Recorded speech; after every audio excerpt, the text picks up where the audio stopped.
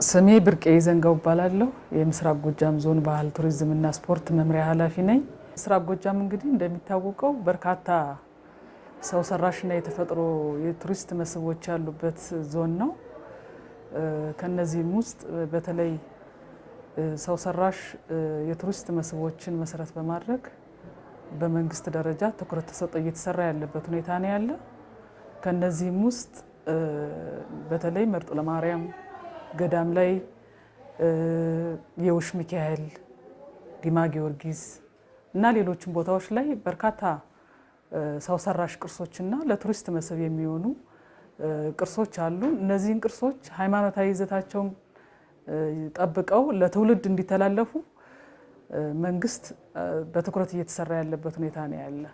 ከዚህም አንፃር ለምሳሌ መርጦ ለማርያም የአብርሃ ወአጽብሃን ሙዚየም ለመገንባት ከ13 ሚሊዮን ብር በላይ ወጪ በማድረግ ግንባታ እየተካሄደበት ያለበት ሁኔታ ነው ያለ።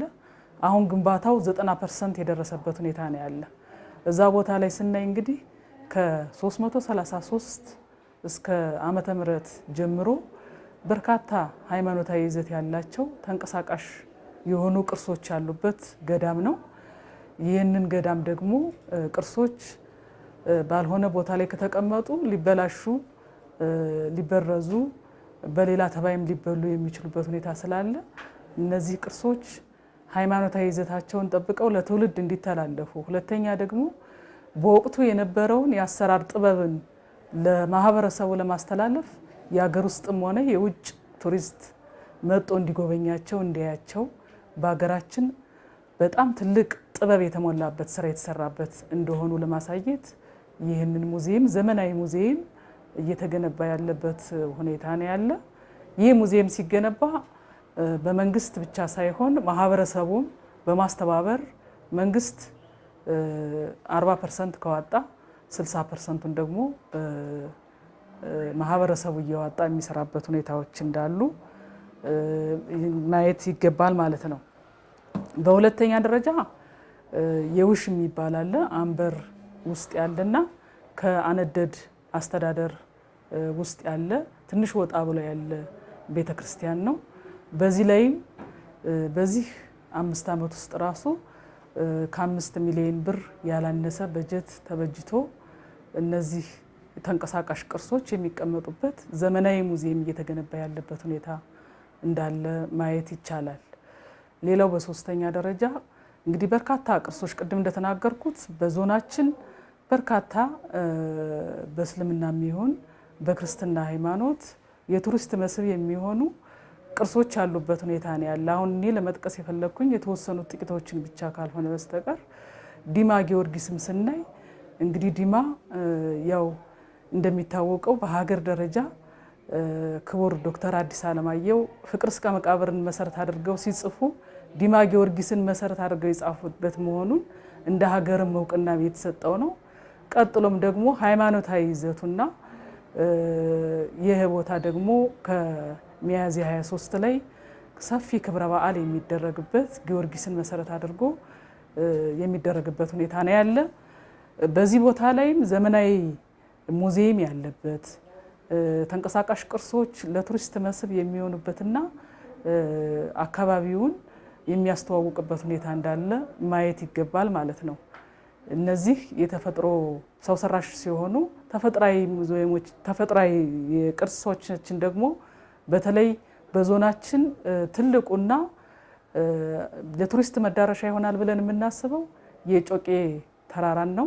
ጮቄ እንግዲህ እንደሚታወቀው በጣም ሰፊ ሄክታር የሚያካልል የኛን ዞን ብቻ ሳይሆን ከሌሎች ዞኖች ጋር ሊዋሰን የሚችል ሰፊ የተፈጥሮ ሀብት ያለበትና በዛ ውስጥ እጽዋት የተፈጥሮ እጽዋቶች የአገር በቀል እጽዋቶች የሚገኙበት የዱር እንስሳቶች የሚገኙበት በርካታ አዋፋት የሚገኙበት በርካታ ገባር ለአባይ ገባር የሚሆኑ ምንጮች የሚገኙበት ትልቅ የተፈጥሮ ሀብታችን ነው። ይህን ለማልማት እንግዲህ ዞናችን አልሞ እየሰራበት ያለበት ሁኔታ ነው ያለ። ከዚህም ውስጥ ከቱሪስት መዳረሻዎች ውስጥ አንዱ መንገድ ነው። ከዚህ በመነሳት ከደብረ ማርቆስ ዲጎ ጽዮን ጮቄን አቋርጦ የሚሄድ መንገድ እየተሰራ ያለበት ሁኔታ ነው ያለ። እንግዲህ ይህንን የቱሪስት መዳረሻ ይሆናል ብለን ስንመርጠው ታሳቢ ያደረግነው በቅርቡ በረራ የሚጀምረው የደብረ ማርቆስ አውሮፕላን ማረፊያ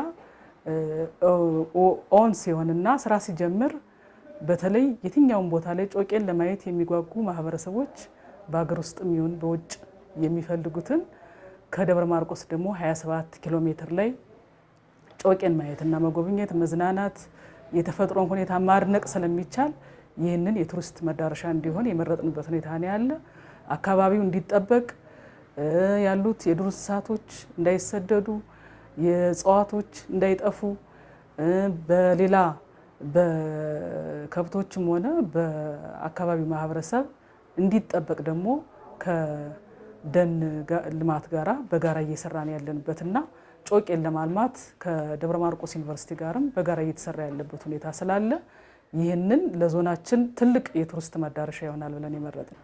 እንግዲህ ቱሪዝም እንደ መንግስት ከኢኮኖሚ ማመንጫዎች አንዱ ትልቁ ተደርጎ የሚወሰደው ቱሪዝም ነው። ቱሪዝም ደግሞ የሀገር ውስጥ ቱሪዝም አለ፣ የውጭ ቱሪዝምም አለ። በተለይ በርካታ ውጤታማ ስራ የምንሰራበት የሀገር ውስጥ ቱሪዝም ነው። የሀገር ውስጥ ቱሪዝሞች በርካታ መገለጫዎች አላቸው። አንዱ በስብሰባ ልናደርግ እንችላለን። ሁለተኛ በስፖርታዊ ኩነቶች ሊደረግ ይችላል። ሶስተኛ ሃይማኖታዊ ኩነቶች ሲደረጉ የሚደረግ ነው። በሕክምና የሚደረግ ቱሪስት አለ። እንግዲህ አንድ ቀን ከ24 ሰዓት በላይ አንድ ማህበረሰብ ከአካባቢው ርቆ እዛ ቦታ ላይ ካደረና ኢኮኖሚ ኢንቨስት ካደረገ ቱሪስት ብለን ነው የምንቆጥረው። ስለዚህ በተለይ እንደኛ እንደ ምስራቅ ጎጃም በሃይማኖታዊ ኩነቶች ሲከበሩ ማህበረሰቡ ከአንድ አካባቢ ተነስቶ ወደ አንድ አካባቢ የመሄድ ልምድም አለው። በዚህ ሰዓት እዛ ቦታ ላይ ሱቅ ላይ የሚሆን ከሊስትሮ ጀምሮ ሌሎች ነገሮች ላይ ግዥ በመፈጸም አልጋ በመያዝ አካባቢው ማህበረሰብን የሚያመርታቸው ምርቶች ሁሉ በመግዛት የቱሪስት ፍሰት ኢኮኖሚ የሚያመነጭበት ሁኔታ ስላለ አሁን ዲማ እንዳልኩት ቅድም ስናገር እንደነበረው በጣም ታዋቂ እና ታሪካዊ ቦታ ስለሆነ ይህ ሃይማኖታዊ ታሪካዊ ቦታ ደግሞ በክብረ በዓሉ ብቻ ሳይሆን ባዘቦትም ጭምር በዘወትርም ጭምር ማህበረሰቡ እየሄደ አካባቢውን በሃይማኖታዊ ጸሎት የሚያደርግበት አካባቢውን የሚጎበኝበት ሁኔታ ስላለ በዚሁ አጋጣሚ ጥሪ ለማስተላለፍ